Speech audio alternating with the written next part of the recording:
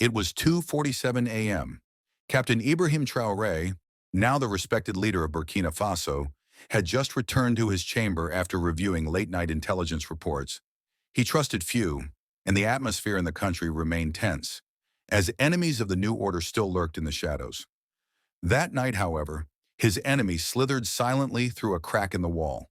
A massive black cobra, longer than a man's arm span, with shimmering scales and crimson eyes, was let loose into the president's quarters.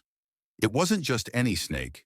Villagers in the north whispered of a jinn serpent, one that obeyed dark spiritual forces. It had been summoned by a rival warlord who sought to destroy Traoré using ancient black magic. But what the warlord did not know was that Traoré had grown up in the harsh Sahel, where he was trained not only in warfare, but in bush survival by his grandfather, a revered hunter and spiritualist. Traoré had once faced hyenas with a spear and knew the scent of danger long before it appeared. As the serpent crept up the foot of his bed, Traoré awoke, not from noise but from instinct. The room was pitch black, save for the pale moonlight cutting across the floor.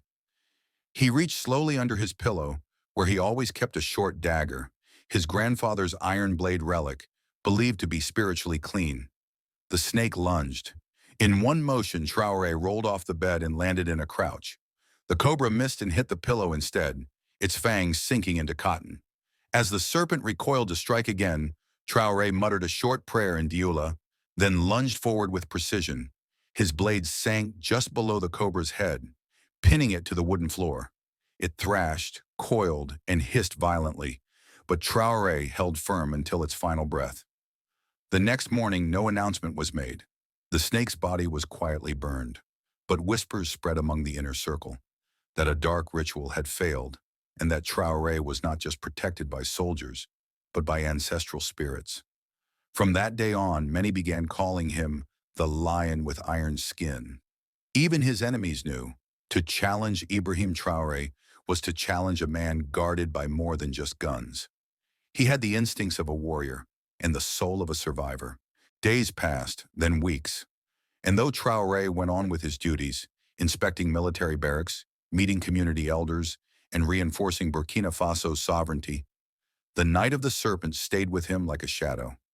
He knew what he had killed wasn't just a snake, it was a message. And messages, if ignored, come louder the next time. In a village near the border of Mali, a blind griot known as Wata Dembélé was seen performing strange rituals at the riverbank under a blood moon. He mumbled curses into a calabash, whispering the name Ibrahim. Villagers feared him. His eyes were milk white, and though blind, he saw things no man should. Wata was the one who had guided the rival warlord, Douamba Bakari, in summoning the cobra. The failure of the snake enraged Douamba, but Wata only smiled, showing teeth stained red from kola nuts. "You cannot kill the lion with a serpent," Wata croaked, "but we can awaken what sleeps beneath the earth." One night during a private intelligence briefing, Captain Traoré noticed a young soldier trembling as he handed over a file. The folder contained photographs taken by scouts, strange symbols carved into trees, goats with their throats slit in circles, and a name written in blood on a clay wall: Traoré. Traoré stood up, gripping his grandfather's dagger again. "They are no longer sending snakes," he said calmly. "They are calling spirits now." He called for a secret council, summoning 2 trusted elders from the Mossi kingdom and a Fulani seer named Binta, an old woman said to dream in other people's futures. Binta, upon entering the room, said nothing. She simply placed a bowl of water on the table. As all watched, the water turned black, and from its surface a face emerged. Wata Dembélé, smiling in the reflection. "You must journey north," Binta said, "not as a president, but as a son of this soil. You must face the one who summoned death and return it to him." Dressed in a simple hunter's garb and traveling with only 2 guards, Traoré rode under the cover of night to Djibo, a town on the edge of the Sahel where the wind carried voices. There, under the hollowed baobab known as the talking tree, Wata Dembélé waited with Douamba Bakari and 7 cloaked followers.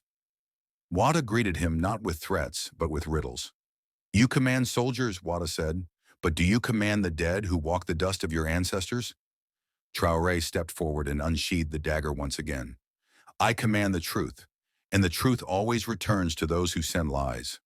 With no guns, no army, and only the strength of will and faith, Traoré walked into the circle. The ground shook. Spirits howled through the sand. One by one, Wata's followers began to faint. Duamba tried to run, but he could not move. Traoré raised his dagger, reciting the same ancestral prayer. The wind stopped. The air thickened. Wata fell to his knees. You are marked by something older than my craft, he whispered, his voice breaking. I was marked the day I chose my people over power, Traoré replied. With one swift move, the dagger landed at Wata's feet, not to kill him, but to break the curse. The spirits scattered like leaves in Harmattan wind. Traoré returned to Ouagadougou in silence. No cameras, no announcements. But in the north, and even across the border, the tale spread like wildfire. The captain who defeated snake and spirit, who faced death not with fear, but with purpose. And deep in the forests, where rituals were once performed, the trees whispered to one another. The lion walks, and he fears no magic.